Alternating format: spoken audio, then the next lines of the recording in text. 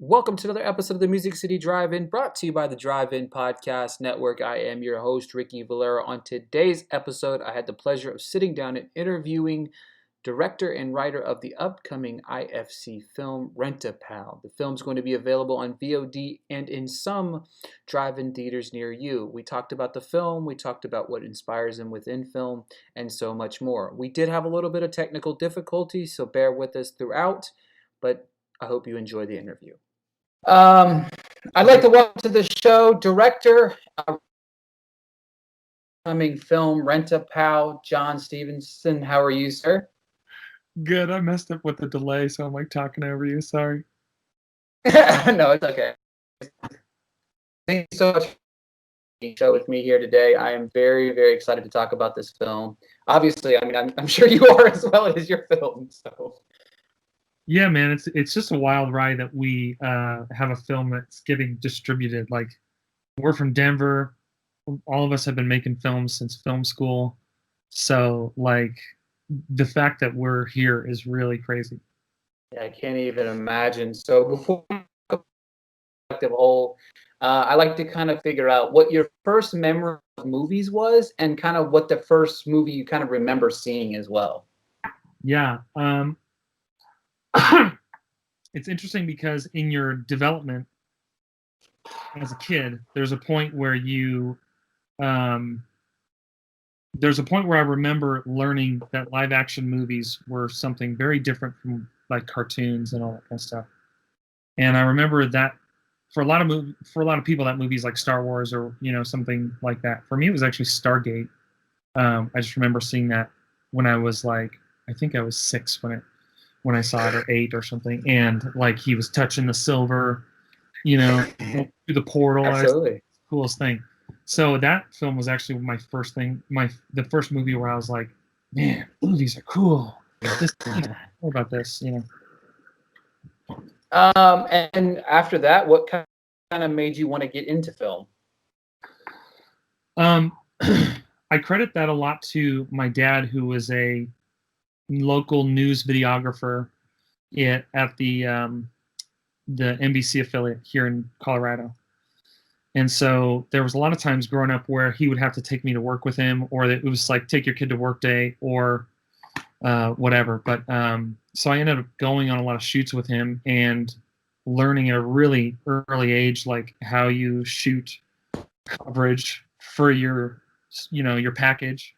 And then we'd go back to the station and he would edit together everything that he shot. So I saw how it was all put together, and it just made a lot of sense. So I always was fascinated with that process, the actual like shooting and editing. That's awesome. So obviously, you wrote and directed the Rent-A-Pal. It's set in 1990. A lonely bachelor David searches for an escape from a day-to-day drudgery of caring for his aging mother while seeking a partner. He discovers a strange VHS tape called Rent-A-Pal. What was the inspiration behind the idea? So a lot of things inspired Rent-A-Pal. I think the thing that people most quickly point to is Rent-A-Friend, which was this really cool concept by Ben Hollis in the 80s. And the idea was that you would rent a friend. You would bring a tape home and talk to it and have this interactive conversation. And at the time, it was like, it's interactive, it was really cool. But now in this context, when I came across it, I was in this really dark place, and the way that it made me feel and sort of the places that it resonated with me, I was like, I have to capture this in a horror movie. And so Rent-A-Pal is kind of less about it. It's about the tape and how there's this spooky tape, but ultimately it's about a really vulnerable guy that gets led down a dark path by this manipulative person, and how easy it is to fall into that trap when you're in a really vulnerable place and all the relationships around you are not fulfilling you, and for whatever reason. I love that. So for me, obviously, the film doesn't work without Andy and David. I mean, the characters are obviously two of our main characters. Uh, how did you get Will and Brian? What was that process like in getting those kind of guys on board with saying yes, but also kind of what made you think, yeah, these are the guys for this role? Yeah, so Brian Landis Folkens, him and I have known each other for many years. He's a local Denver actor, mainly in theater, but he also does a lot of film, and he's also like a teacher and a performer. Like he juggles and he can balance ladders on his face. Like he's just this amazing performer. So we've known each other for a long time, and he called me just in the perfect time when I was writing the script and was like, "Hey man, you don't happen to have like any really cool indie films that you're thinking about shooting, something like really emotional and dark and where I could really stretch myself as an actor. You don't have anything like that, do you?" And I was like, "Actually, I'm in it." So it was really it was perfect. And Will Wheaton, we just got really lucky in getting a script to him through a casting director. And so and he loved the script, and we were able to structure it so that he only had to come to Denver for one day, shoot everything with Andy, and then we took that footage and laid it into a rent-a-pal tape, essentially, that we played back on the TV for Brian Landis Folkens via a laptop and stuff like that. So basically, like I was saying, the film is set in that early 90s. How important was it for you to capture all the little things? Like I was talking to Amy Rutledge about the skating rink and how back in the day, obviously that was the popular thing. So how important was it for you to kind of capture that entire feel to make us, the viewer, also feel that as well?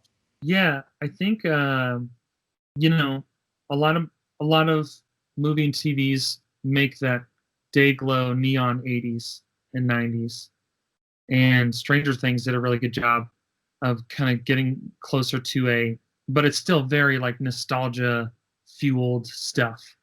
And I think for us it was really important to have just a authentic period piece that had authentic 80s and 90s things, but it wasn't in your face about it, because that's not the point of it necessarily. And so less is more, I guess, is what we were going for. Absolutely. So there's a pivotal point, and obviously I'm not going to, for the people at home that might not have seen this yet, I've myself have watched it 3 times now, but there's a pivotal moment where it kind of goes a lot more dark than it was to. Was the script always intended to kind of go dark that way, or did you have something else in mind there? There's a lot of different versions of the script that I played with early on. And just because of the budget and the parameters, scheduling, all those kind of things, that's the movie that we ended up with. Was we have Will Wheaton for a day, we film all the stuff, and then he's on the TV, so it was had we had, I'm sure there was a version of this movie, if we had more money and more time, where Andy would have, kind of manifested himself in different ways. And, it was a really interesting process in the writing process to kind of decide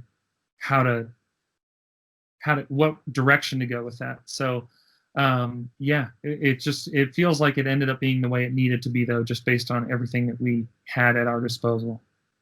I agree there, because for me, I think that you were willing to take a risk where sometimes everybody likes I don't know, it's the happy-go-lucky, maybe Will or David goes and is just super chipper happy, he's changed his life. But for me, I feel like it's more realistic for him to take that turn, and I appreciate the art of taking the risk as somebody that enjoys not so peachy rainbows and butterflies that we're used to seeing in Hollywood. So for me, I think that was a great artistic way to do it, because if you end it rainbows and butterflies, sure, it's still a very good film, but for me, that's not who David really was. You know what I'm saying?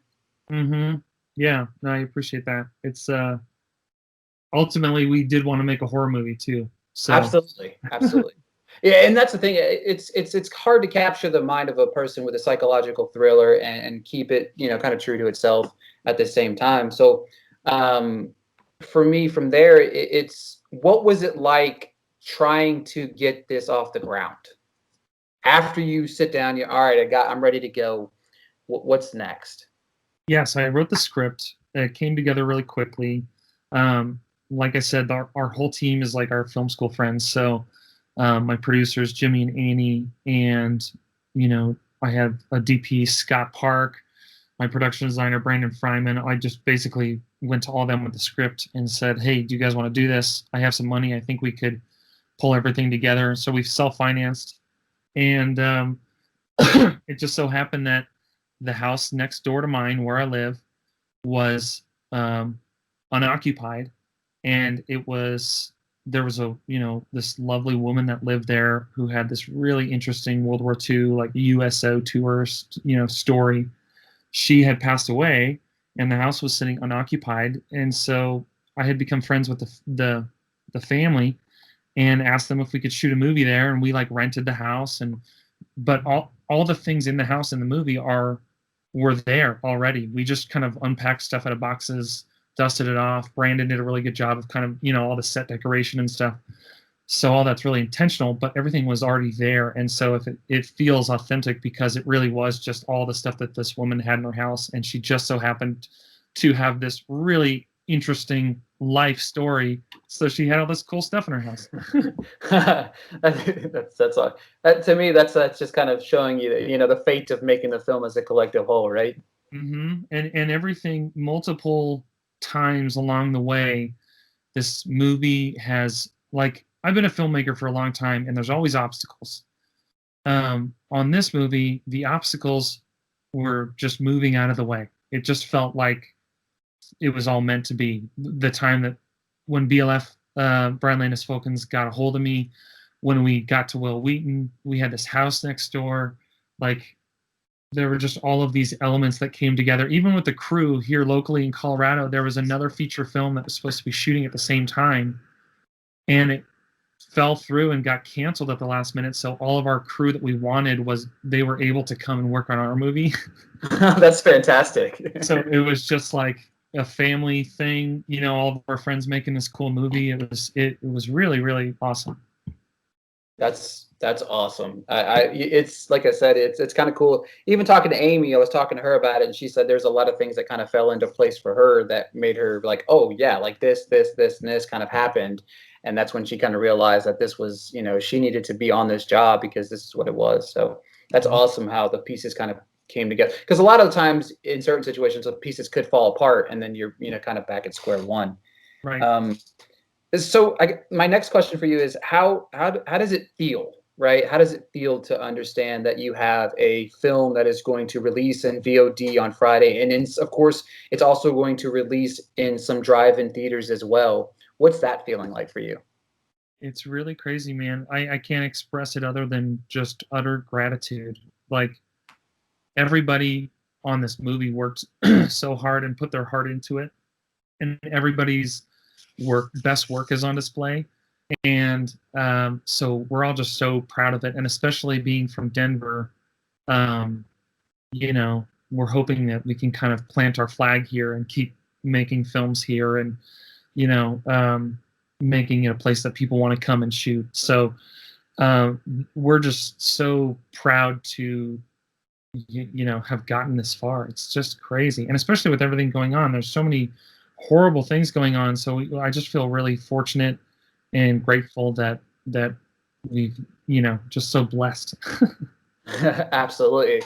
For me, I guess I got a couple follow-up questions here towards the end. So I like to ask some kind of random questions here, but if it wasn't for being a writer and a director, what would you be?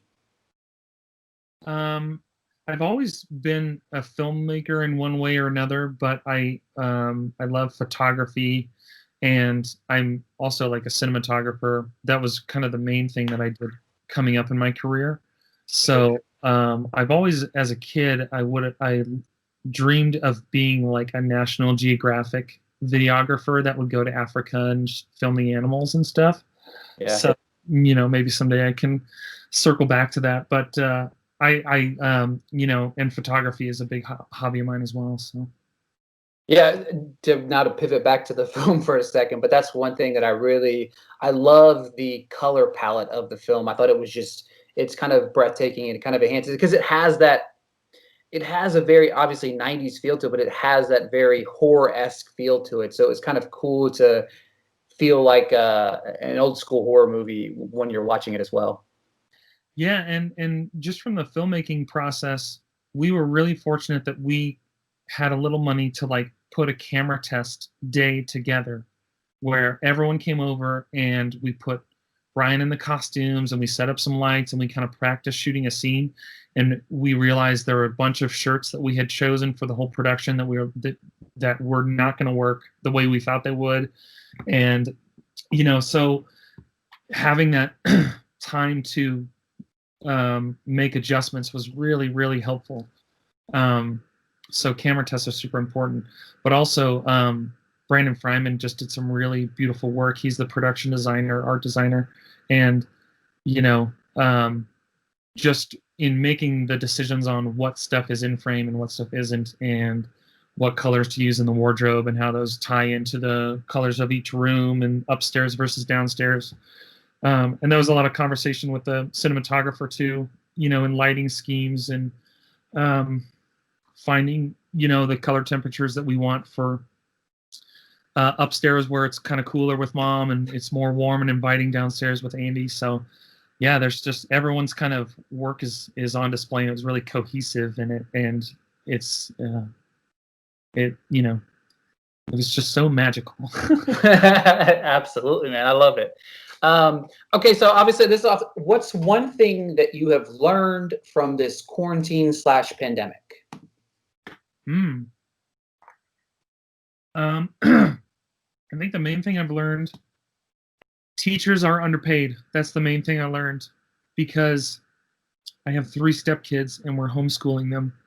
They're doing remote learning, and we had to do some last semester and this semester, and that's just been a real challenge, but also super rewarding. And I have been connecting with the kids really well, so it's just been so awesome. But man, teachers do not make enough money, and they owe us a lot more of their gratitude and respect. Absolutely. It's crazy. Right before school, quote unquote, started, because here are my kids. I have 3 stepsons, and I have my own daughter, and 2 of them are 10 and 11, and they're going to school like 2 days a week. They're going to school, 3 days are at home. My wife is at home with the kids, and I'm just like, it's vastly underappreciated what teachers do on a day-to-day basis, because I know I didn't sign up, and my wife didn't sign up. I know you and you didn't sign up to be a school teacher, and not realizing what they deal with. And we're only dealing with, you have 3 and we've got 2, so you're only dealing with, could you imagine 20 of those running around? Yeah. And also your relationship with your kid is different than your teacher's relationship with them. Absolutely. And so it's so much easier for them to just be like, no, I'm not going to do that because I hate you. Exactly. And they can't do that to the teacher. There's just too many social pressures and stuff. So, but it's okay. It's just an adjustment, and everyone's doing great. And we got to ride this thing out till there's a vaccine. Absolutely. Favorite film or TV show you've watched lately? Ah, dang it. I knew I should have wrote something down. I love the HBO Watchmen series was really incredible. I'm also watching Lovecraft Country now, which is super interesting. I just love HBO. What they have going on, like the aesthetic that they have going on, is really, really cool. And gosh, otherwise, it's a lot of kids shows mostly that are on our TVs. I totally get that one as well. All right, so I've got this one last question. It's an off-the-wall one, but I want to know it. It's an important question, pivotal for the world. What's your favorite Taylor Swift song? The kids are real big fans of Taylor Swift. So the problem is that I'm going to sound like an old man and not know what the name of the song is. Better. But I hold on. Let me hear hear the hook in my head. Play Haters Gonna Hate. Yeah. Shake it off. There you go. Shake it off. There we go. Fantastic. Because it's true. Oh. It's true, Taylor. Shake it off. Exactly. Thank you so much for your time today, brother. I really do appreciate it. I love this film. I'm going to, if I had a flag, I would plant it on my front yard because of how great this film is. I love the artistic nature of this film, and I really do appreciate the art that you presented. And I appreciate you coming on and doing this interview with me, sir. Thanks, man. It was such a pleasure chatting with you. Sorry for the technical issues, and yeah, I'm so excited that you enjoyed it. And yeah, it'll be fun to see where this goes.